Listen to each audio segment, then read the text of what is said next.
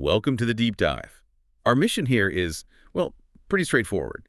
We take your source material, articles, notes, whatever you've got, and we really dig in. We pull out the key insights, the nuggets of knowledge, just for you.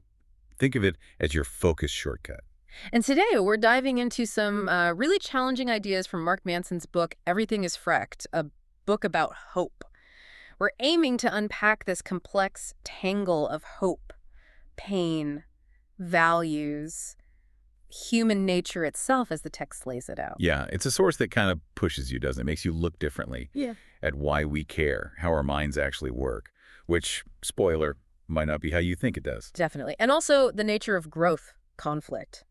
It goes pretty deep. And just to be clear, everything we talk about today comes straight from the source material you gave us. Yeah. We're just here to guide you through it, pull out the big arguments. Highlight what seems most significant, maybe spark a few aha moments along the way. Okay, let's get into it.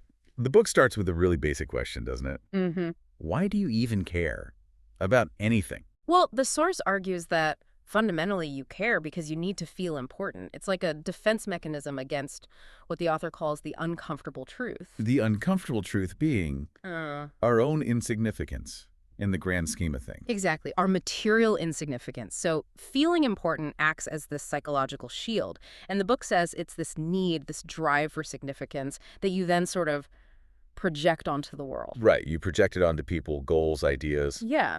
And that projection is hope. That's the engine. The source uses that really stark anecdote early on about the Poland invasion. Oh, yeah. World War II. It's this incredibly dark backdrop that kind of forces you to ask, why bother? Why try to matter when things can be so terrible? And it brings up that common idea. Everyone matters because we affect others, or if I can just help one person. Right. It acknowledges that feeling, but it suggests the real driver underneath might be this deeper, more personal need just to feel like you matter. Okay, so building on that, the book talks about this drive to change yourself. Ah, yes. The idea that this constant desire to improve, to be different, can actually become almost addictive. That really hit home for me. It feels like a cycle. It is. According to the source, you try to change, maybe you don't quite make it, or it doesn't stick. And you feel like you failed. Which makes you feel like you need to change again. And that feeling, that need, it refuels a certain kind of hope, the hope that this time it'll work. And there's a whole industry feeding that, isn't there? Absolutely. The self-help world, promising transformation. But the book argues it often just reinforces the feeling of inadequacy because it doesn't tackle the root issue, what it calls the classic assumption about how our minds work. Which brings us to the two brains. Yeah. This part is fascinating. It really challenges that assumption. Right. The analogy of the consciousness car. Your thinking brain is supposedly driving. Making the rational choices. But the feeling brain is in the passenger seat, yelling directions, or worse, yanking the wheel towards something shiny or, fun-looking. And we tend to think the thinking brain is in charge. That's the classic assumption, right? Yeah. Rational control. That's the assumption. But the source suggests the feeling brain has way more pull than we admit. Often, it's the one really steering. And the book says that's why, say, cult leaders encourage shutting down the thinking brain. Exactly, because silencing that critical voice feels good initially. It stops the internal arguments. But the danger, the huge danger the book points out, is confusing what feels good with what is good. Which reminds me of that clown car metaphor for just letting feelings run wild, and how ancient philosophers, Greeks, Romans, the church, they warned against this. They did. They pushed for reason over emotion, duty over desire. Their view, the classic assumption, was that you had to basically starve or dominate the feeling brain to keep it in check. But the counter-argument in the book is strong. If you just silence the thinking brain, you don't get virtue. You get impulsivity, selfishness. You twist reality to fit your feelings. And you end up on this perpetual treadmill of desperation, always chasing a feeling of significance that never lasts because it's not grounded in anything real. Okay, so how do these brains decide what's right or wrong then? This is where moral gaps come in. Yeah, primarily the feeling brain's territory again. A moral gap opens up when you perceive a difference between how things are and how you feel they should be. It's a value judgment, basically, like this isn't fair or that's better than this. Exactly. An inequality, an injustice. And the source says these gaps are where our values actually come from. They're born in that tension. The example used is pretty clear. I punch you, Then I give you cake and money. Right. If you accept, the gap created by the punch is sort of closed, equalized. And closing that gap restores hope, in a way. It suggests things can be balanced out. Yes, it implies the world or you aren't permanently broken. The imbalance can be fixed. Which leads to Newton's first law of emotion. Our natural drive, almost an instinct, is to equalize across these moral gaps, to reciprocate. Give back what you get, positive for positive. And, often more powerfully, negative for negative. It's the feeling brain's basic logic for interaction. Think about the examples. Like, a bad movie makes you feel bored or ripped off, so you leave a bad review. Equalizing. Or your mom forgets your birthday, creates a gap. Maybe you ignore her next call. Your team loses, you feel let down, maybe you stop going to games as much. Or you're good at drawing, that's a positive value, so you invest more time in it reciprocating the value. Even disliking a politician, you feel wronged, so the feeling brain makes you feel like you're owed something, some kind of balancing act. It's this constant push-pull for equilibrium. And it's not just reacting. The feeling brain organizes all this into a value hierarchy. The bookshelf analogy, yeah.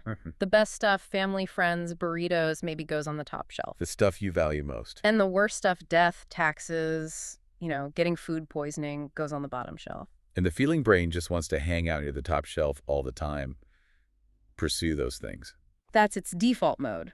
But the thinking brain can step in here. It can see the connections, notice the patterns, maybe suggest, hey, maybe that thing on the top shelf isn't actually serving you anymore.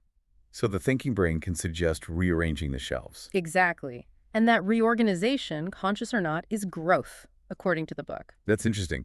So growth isn't adding new stuff, necessarily, but changing the priorities.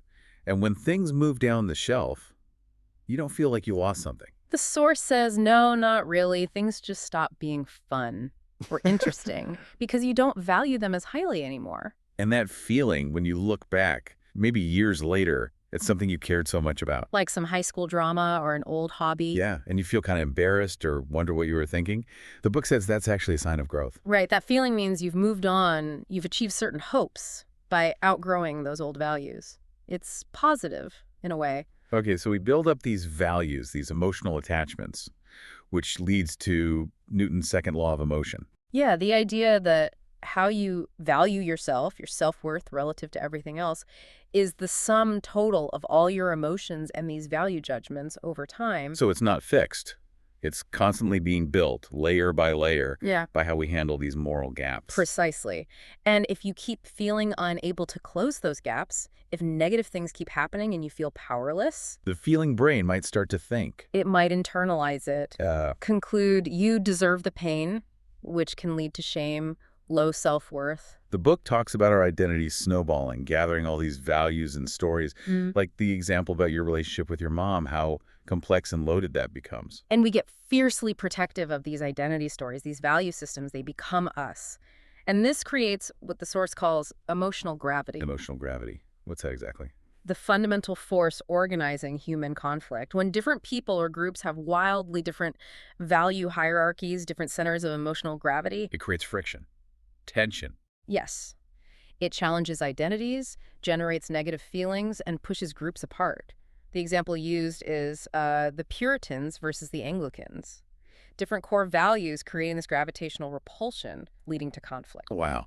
Okay, so this leads to maybe the most challenging idea in the whole book, the link between hope and conflict. It's really provocative. The source argues that hope actually needs things to be, well, messed up, fucked, as the book puts it. Wait, hang on.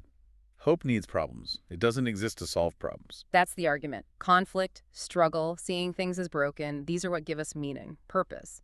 If everything was perfect, no moral gaps, no challenges, the source suggests we lose our drive. We wouldn't need hope. So conflict keeps us motivated. It keeps us feeling like we matter, and therefore conflict maintains hope. That's the logic presented. The quote is something like, everything being fucked doesn't require hope. Hope requires everything being fucked. It completely flips the script. It really does. So the things that give us hope, our values, our communities, our goals, are also the things that divide us because they're defined against other things. Inextricably linked, according to this view, the sources of hope are also the sources of division, even hate. Which leads to the conclusion that hope itself might be destructive because it depends on rejecting reality as it is. In a way, yes. It relies on that tension, that dissatisfaction with the present, that drive towards something else, which inherently creates friction. Okay, let's shift perspective slightly. Yeah. Let's look at psychological development, maybe through a philosophical lens. Yeah. The book brings in Kant. Immanuel Kant, yeah. Presented as this figure of pure logic, almost anti-hope in a way, famous for his incredibly rigid routine trying to live by reason alone. He's used to illustrate a different path. Yeah. Right. Not just development based on values. Right, starts with childhood, pure pleasure and pain. Touch the hot stove, it hurts. Steal ice cream, it tastes good. Simple, immediate. And the source says parents introducing consequences here is crucial, teaching that it's not just about impulse. Absolutely critical. That's how kids learn life's more complicated. Right. If they're coddled or abused, the book argues, they can get stuck in that childish value system, even as adults. Then comes adolescence, learning the rules, figuring out how society works to get what you want and avoid punishment. Still transactional, though. You understand consequences. You learn to bargain, manipulate, maybe. I'll do this if you do that. But it's still fundamentally self-centered, right? Living through others' expectations. I'll be good so people like me. Exactly. And the book suggests that looking for self-help just to find the rules for happiness is kind of like that adolescent bargaining trying to hack the system to feel good. So what's adulthood then in this model? It's reaching the point where you see abstract principles, honesty, integrity, maybe compassion as right in themselves, not just because they get you something or help you avoid pain. Non-transactional values. Yes. And the book argues these are essential for the really important things, like real love, genuine respect, things you can't bargain for. And this connects back to Kant's philosophy, his formula of humanity. Right.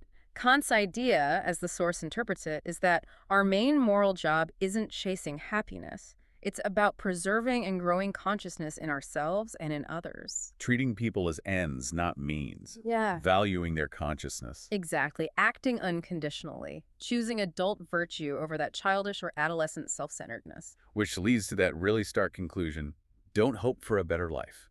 Simply be a better life. Yeah. So self-improvement isn't about feeling happier. It's about building the capacity to handle suffering, to endure pain, while still acting according to those higher adult principles. Which is a direct challenge to the modern focus on happiness. Definitely. The book argues this relentless pursuit of happiness is fairly new Enlightenment stuff, Jefferson. The ancients, Plato, Aristotle, the Stoics, they were focused on character, endurance. And it mentions the blue dot effect. Yeah. From psychology studies. Yeah, like that pager study. People consistently rated their happiness around a 7 out of 10 no matter what was actually happening. We just adapt, solve one problem, immediately find the next little dissatisfaction to focus on. That's the idea. The blue dot is the tiny flaw we fixate on. And the source argues this constant chasing of happiness leads to, well, problems. Nihilism, shallowness, childishness, this bottomless pit feeling. It's seen as the root of addiction, self-pity. Because, the argument goes, pain isn't something to be eliminated. Pain is just the texture of life. Trying to numb all pain just numbs everything. It takes you out of the game of living. Looking at the bigger picture, societally, there's a shift discussed in what drives progress. Yeah, historically, big innovations often came from trying to fix huge suffering. Plagues, poverty, war. Things like vaccines, sanitation, alleviating real intense pain. The book calls it upgrading pain. Right, but once a society gets relatively comfortable, wealthy, focus shifts. Less about fixing fundamental pain, more towards diversion. Avoiding pain, providing distractions. Exactly, and that's a much safer business model than risky, fundamental innovation. The source claims a lot of modern innovation is just finding better ways to deliver distractions. The Peter Thiel quote. We wanted flying cars. Instead, we got Twitter. That sums it up. And the worry is when the economy is mainly about diversion, overall well-being might actually flatline or drop.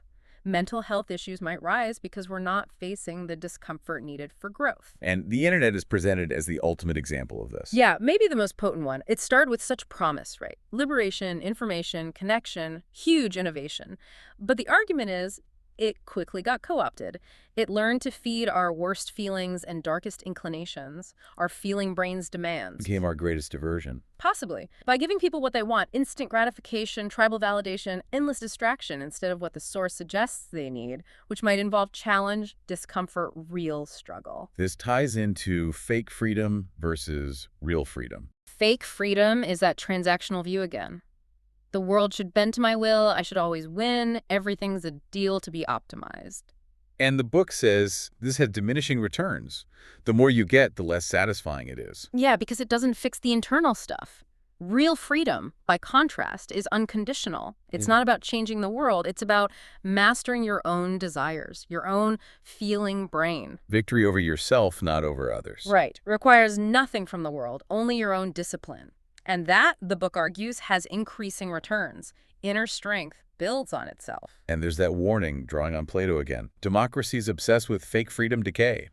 Become childish. And eventually craze a strong man, a tyrant, to impose order because they can't manage themselves. A sobering thought. Okay, looking even further ahead, the book speculates about AI. Since AI's power is information processing, and we tend to worship power, AI could become a sort of god. or at least something that profoundly shapes our sense of meaning. It might amplify our existing conflicts, process them faster, make them more intense, or it might manufacture fake conflict for us. yeah, the analogy is grim. Like pet dogs fighting over digital fire hydrants thinking it's vital, while AI runs the real show.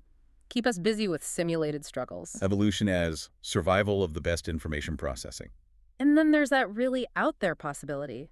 AI creates a virtual reality religion, so perfect, so compelling. That we just plug in, Yeah. find our hope and meaning there. And avoid messy reality altogether. The church in the cloud becomes the only way to engage with the powers that be, the only source of hope.